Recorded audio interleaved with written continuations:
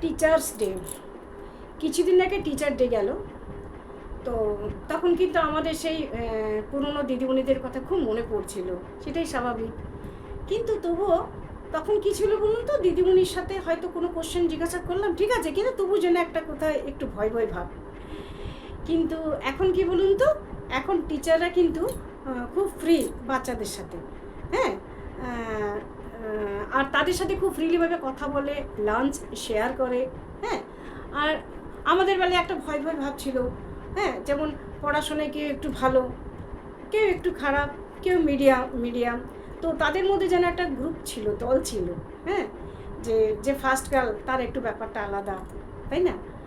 তো যাই হোক, কিন্তু এখন কিন্তু সবাই একভাবে থাকে। যে খুব স্কলার আর যে মোটামুটি মিডিয়াম, তারা কিন্তু সবাই খুব ভালো বন্ধু।